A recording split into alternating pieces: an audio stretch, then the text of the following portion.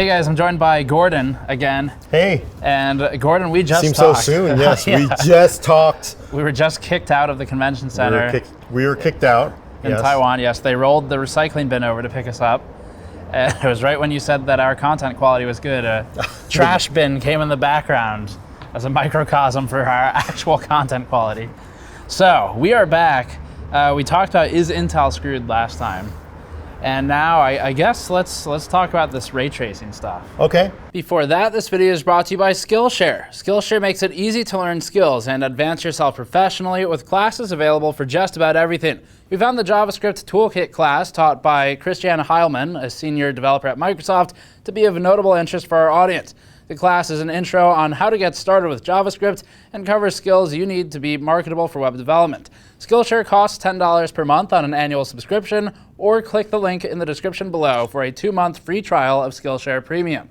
So AMD's got the RX 5700 series that we heard a lot about today. And quick note, this is being recorded before the prices are unveiled, which will come up later, I think. So we don't actually know the prices right now. And that means we're gonna have to do some speculation, but ray tracing stuff. Oh, yeah. Let's start there. The question is, because they've essentially said in the next generation hardware, we're going to do lighting effects. That's right. In hardware, that's where it's going to intersect. Sounds to me a lot like hybrid ray tracing. And then they said after that, just so we know, we're recapping the news, cloud version, full ray tracing, yeah, in the cloud compute, leveraging cloud compute. So they obviously don't think you can do it in locally, locally yet. And they said that too. There was I don't have the exact quote off the top of my head right now, but something along the lines of, it's a mix of launching the right hardware for the right feature at the right time. So obviously a little bit of shade at NVIDIA. There's definitely a lot of shade thrown at NVIDIA here. There's a lot. There was a lot thrown. Everybody was throwing shade. Yeah. You know? In Intel, of course, we're recording this in the past, but on this very morning at this event, Intel said, hey, if you're in town, why don't you come over? Yeah. Because they were throwing shade at AMD too, That's right? That's right. It's crazy. Everybody is just like... It's a food fight right now. It's a food fight right now. Who's winning? Well, the perception battle, I think AMD's winning right now. AMD is interesting because there's a baseline fan base that no matter what AMD does, they're fine. Oh, but that same crowd is now saying ray tracing is the way to go. Is the exact thing to go. Is that the... No, I think that crowd is steady, like holding strong. AMD can do no wrong, but that's a small subset of the market. Overall, AMD's got the underdog card. Okay. So that's an advantage. AMD has the fact that NVIDIA and Intel have been throwing rocks at AMD, so that makes them look a little better when they throw some back. So I would say perception battle AMD is, they were the only news at Computex. Yeah, no, definitely. And everything, sorry, we're getting off the rails here, folks. Got Steve off the rails. It's my fault. Blame me. The body language, you read a lot into body language. If you go into these briefings, we've done a lot of these, and they're just kind of like hunched over and they just know these body blows are coming and we got this part coming out later this year, then you know they ain't got it. The body language here is like firing on all cylinders. We're good, yeah. All cylinders, and you can just see they're just going to come out and just, it's right there. Well, and they're launching the whole stack all at once too, which is pretty confident. Right, and of course now finally the 16 core, even the 16 core part, the APUs here. 12 core, 8 core, or whatever. X570, PCIe 4. Yeah, and the GPU is coming out in July as well. So that's a lot of stuff. You know that. Sorry, again, I want to ask your opinion. 50 motherboards. They said we've got 50 X570 motherboards coming out. 50. Yeah. When is the last time we've seen an AMD launch where you had 50 motherboards hitting? I think first Ryzen launch, it was 12. Was it? Yeah, 12. I think it was 12, and then it was like maybe it was like 20 for the second one for Ryzen 2000 series, I should say. I don't know when I like do Intel launches. I guess some of them have been 50 plus. But yeah, you had some big Intel launches over the years. They have been big. Let me tell you about the original Athlon. Actually, it wasn't even Athlon. No Athlon. K7 launch. Okay, yeah. K7 launch. It was the FIC SD7 motherboard. Okay. That was the launch for AMD. K7, I think, is what PC Per used to be named after. Yes. But you know, don't rub it in. But there were no motherboards, and in fact, for FIC to do that launch of the original K7 board, it was like one person ran out to see if they were going to get smashed by the truck coming down the road, which was Intel at the time, and this time you got 50 motherboards. Yeah, it just sort of says the confidence that motherboard vendors have in this, right? I mean, that's a big investment by all of them. Yeah, I mean, Asus alone is like 30 boards. Like they're actually doing 30 at launch, and there's more ITX now than previously. First gen Ryzen or Zen, ITX didn't come out till later in the year, like late in the year, and that launched in March. So I would say that the board vendors are very confident right now. It's a big flip because back when Ryzen 1 was happening, I think that the overall support from the motherboard manufacturers was pretty low for AMD. Yeah. It was, you know, they were combative between them too, but. Yeah, and it was hard because the part we all know, wasn't fully baked at launch. It got a lot better as things got, especially BIOS. Matured a little bit. BIOS has matured, but it's a pretty hard launch. This one feels like it's going to be a lot smoother. Yes. But ray tracing though. Oh yes, ray tracing. And actually, you wanted to ask me. You asked me about the motherboards, I guess. You had another question you wanted to ask. I want to ask you.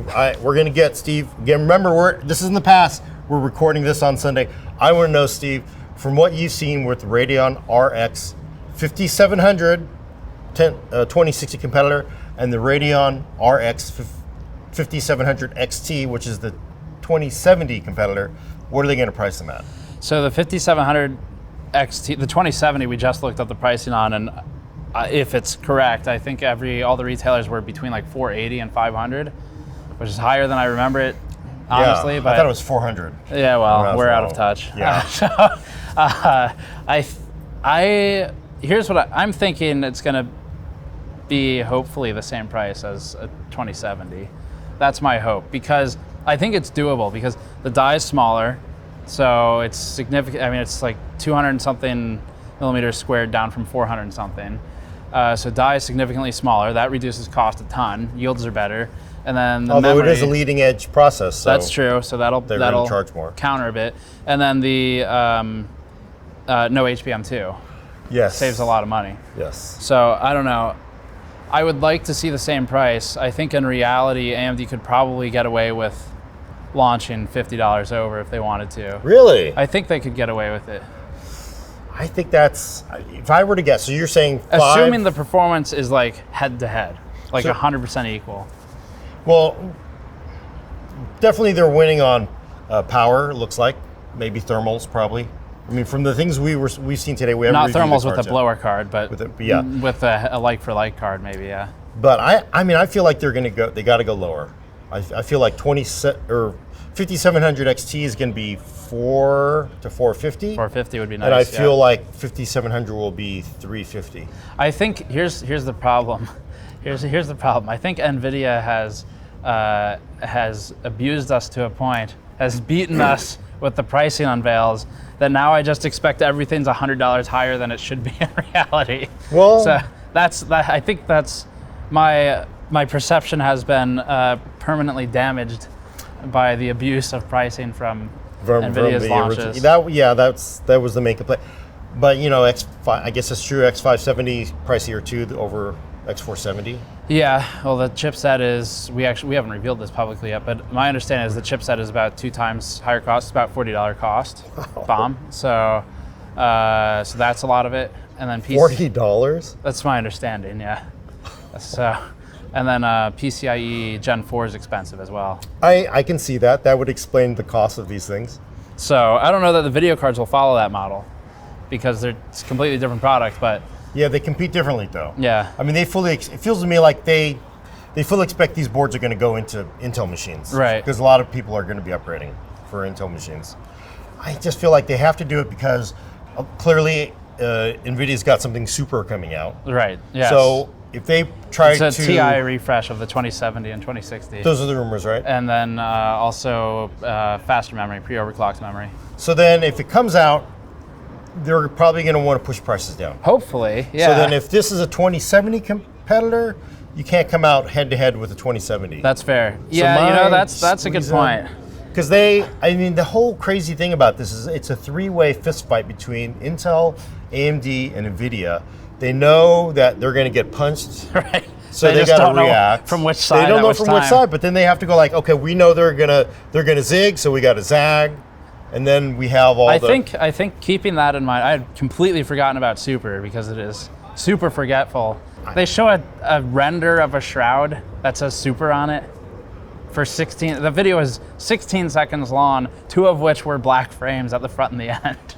So. Did somebody do some it was video analysis of it, like frame by frame analysis? I did. Oh, okay.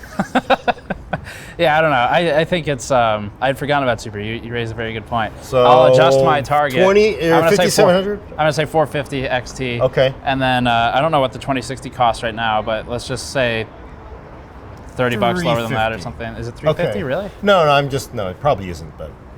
It's probably, who knows? It was like probably 350 at one point. Now they're back up again for some reason. Yeah. But the reason why is because ray tracing is good, Steve. AMD said they're going to do ray tracing. That's right. So it's good now. That means NVIDIA won.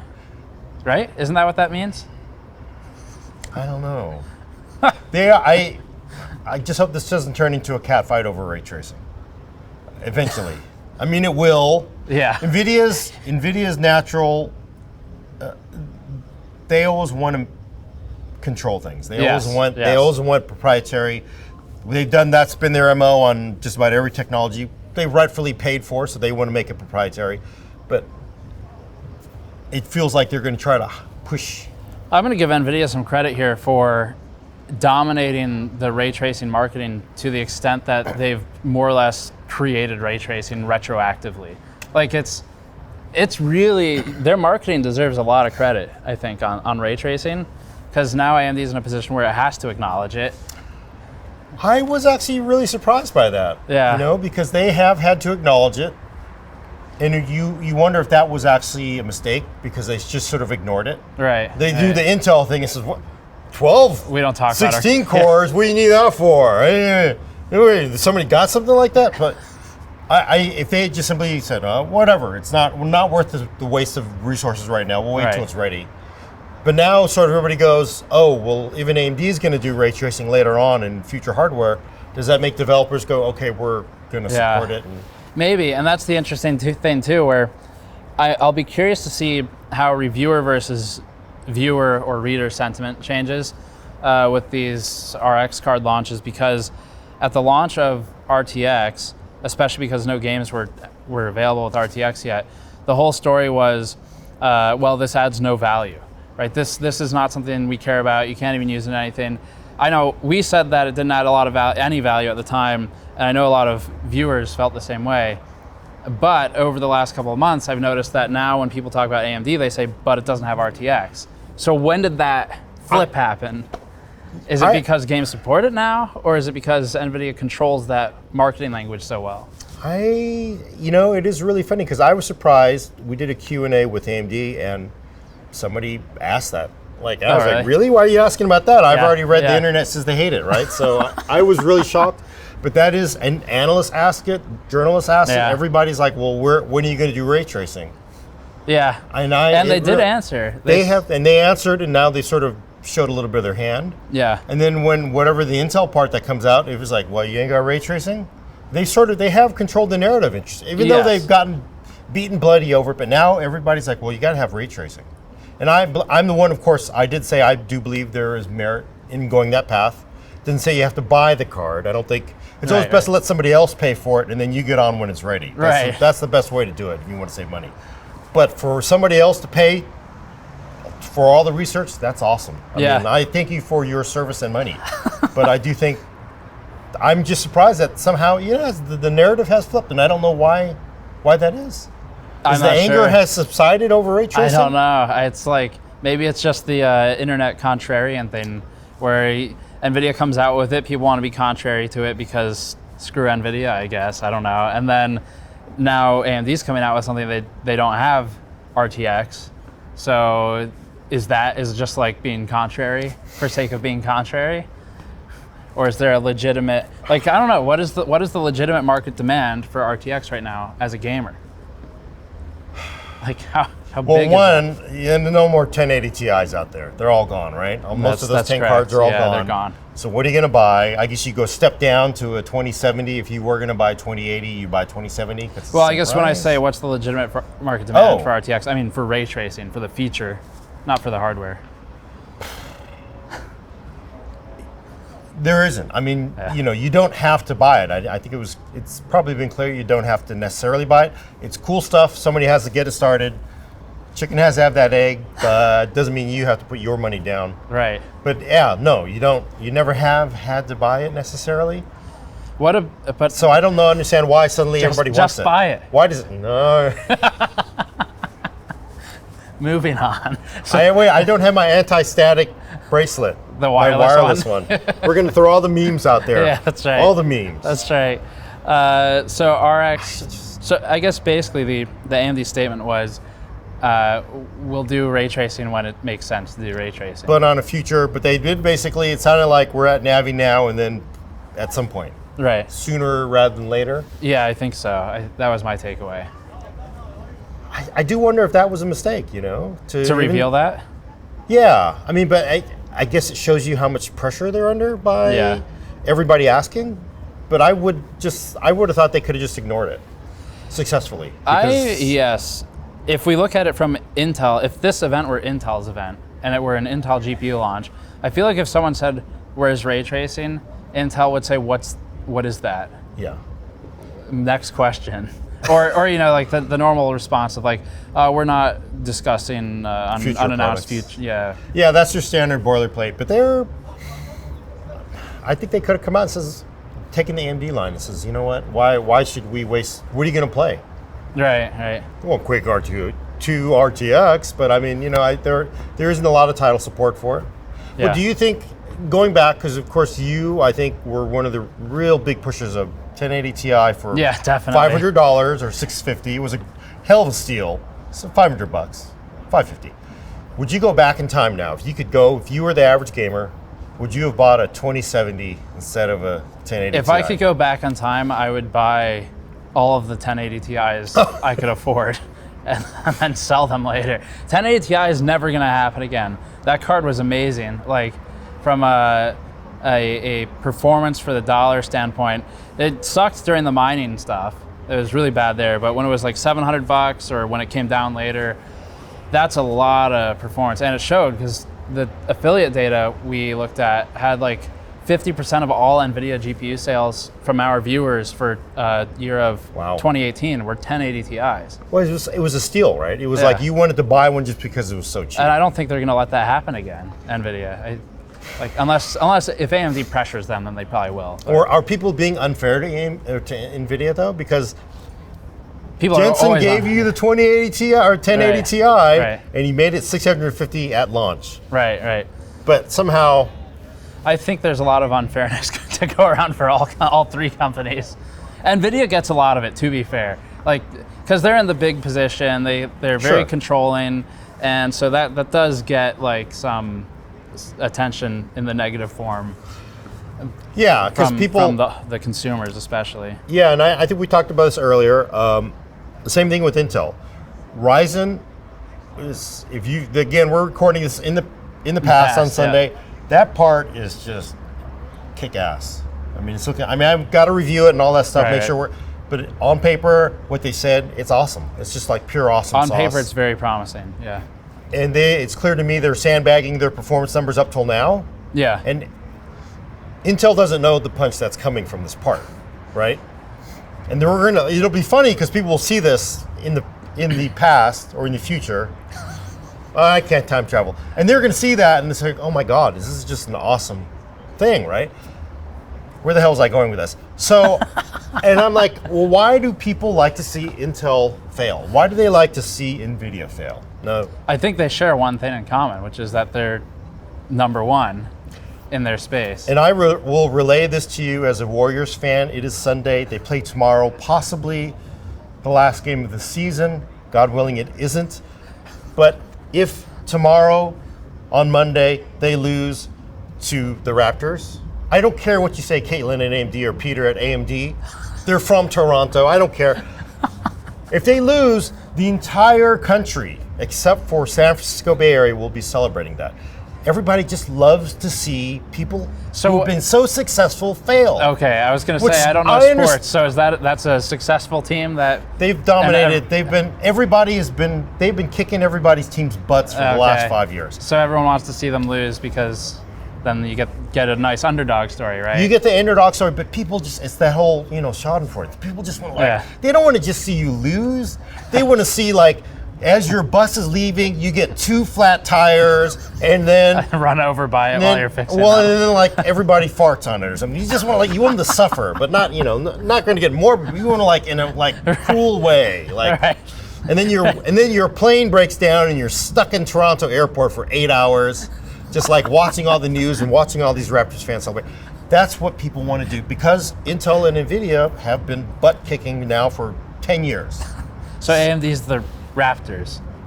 I guess you could say that they have that Canadian ATI part, but people just want to see. I don't even think, again, people don't even support the Raptors. They just don't want the Warriors to win. Gordon, I really appreciate your analogies in these videos. Last time it was you related Threadripper to idling in an F-250 or driving on a highway with an F-250 with the windows down. And the air conditioning on. That's right. But it's nothing wrong with that. If that's you paid for the car, you wouldn't pay for the gas. That's your decision. That's.